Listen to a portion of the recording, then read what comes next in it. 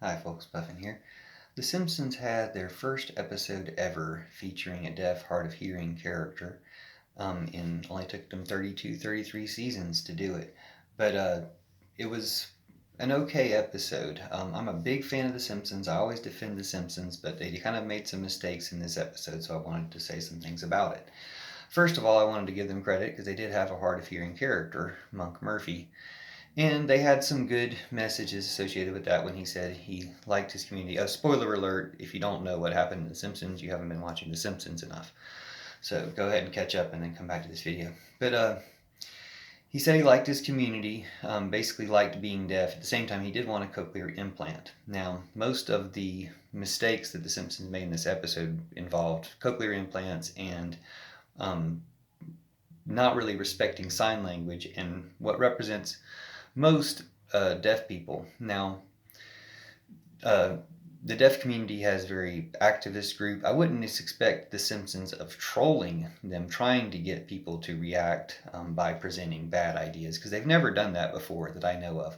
The Simpsons really never makes mistakes in presenting things, at least not intentionally. They're kind of leftist in their philosophy, and I can't think of any mistakes they made in representing things in the past, but they did make some mistakes in this episode.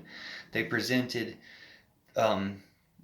most of the deaf people, if not all the deaf people in the episode, were presented as speaking and lip reading, and there was very little sign language, one finger spell thing, and some applause at the end. And it didn't really respect sign language at all. Now, I watched the Daily Moth summary of it, and the anchor for the Daily Moth, you could tell really appreciated the little bit of sign language that was there and said it was perfectly done. So having more would have been even more appreciated. So while it's great to have representation and to finally represent a deaf character or someone from the deaf community, a hard of hearing character, they're really representing that section of the community, the more the hard of hearing. And when they went to a deaf school, it was an oral school. Everyone's speaking and lip reading, and the indication of being deaf was having a hearing aid or cochlear implant or something that not all deaf people have. Now, some other kind of, not necessarily mistakes, they presented the reason why Bleeding Gums Murphy couldn't get Monk Murphy a cochlear implant as he wanted to when he was a child was because he didn't have the money for it. It was only for rich people. And the Daily Moth pointed out that since 2004, insurance and Medicaid have paid for cochlear implants, but not everyone elects to have them. But they have paid for them for quite a period of time. This could have been before that period of time. But in this scene, the Simpsons is identifying a real villain, the capitalist insurance and Medicare system or healthcare system in America isn't fair to everyone. Services that some people need, only rich people can afford. Things like that. And so that's the real villain of the situation as far as people needing their services and they're needing to be socialized healthcare in America. And they could have focused more on that instead of having a windfall when the actual other villain of the episode, the lottery, is the one that funds the cochlear implant surgery that at the end of the episode is this trope that people have seen, people getting cochlear implants and all of a sudden hearing. And so The Simpsons went for that emotional trope instead of really sending a message. And it's unfortunate, especially in this case, because they did have another message that Lisa was on this quest because Bleeding Gums Murphy, her idol, was having his music used to sell a lottery ad, which she knew he would disapprove of, and wanted that money to go to his son. Now, she's on a good quest here for artists to get their money and for their families to get the money of the artists. This seems to be kind of a dig at the Bob Ross empire that stole the money from Bob Ross's family to make an evil empire off of his likeness and art. And other artists in similar situations whose families are cut out of what their riches that they maybe didn't even enjoy in their lifetimes produce.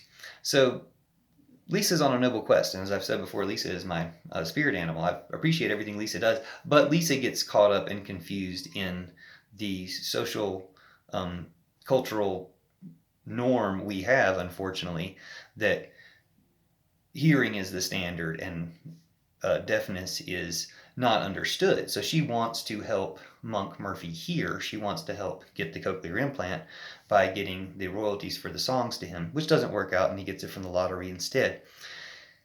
It's kind of an ironic twist, but it's also like, only evil works, because of course she's opposed to the lottery, and Nose Bleeding Gums would be opposed to the lottery. But it doesn't really give the message that it almost gives, which is, The Simpsons is usually good about this. The Simpsons is usually pure in the philosophy being reflected in the actions and plot of the show.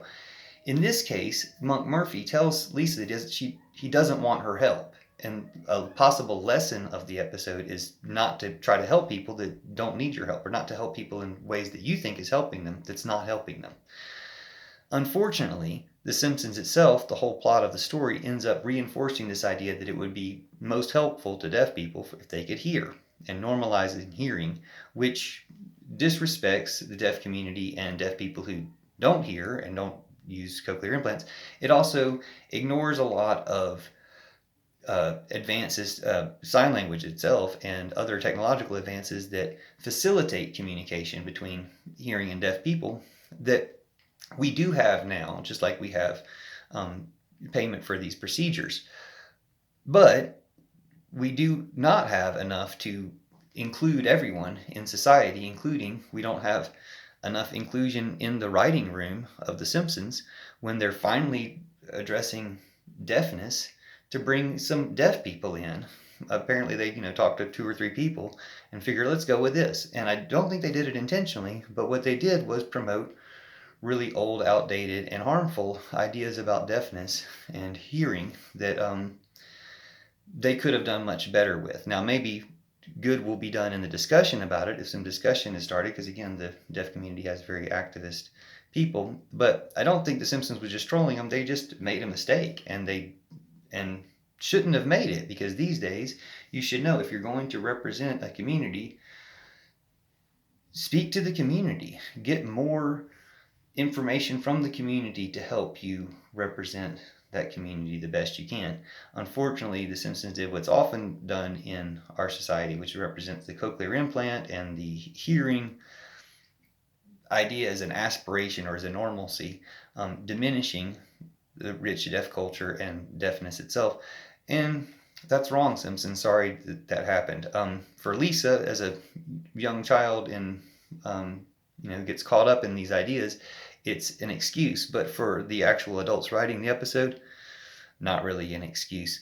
So thanks for including deaf people, and thanks for trying to send the message that sometimes you're not helping people you think you're helping, and some people don't need help just because you think they need help. Try living up to that message as well, and make your next episode with a deaf character even better, with more sign language. Thanks for watching and sharing, and see you soon.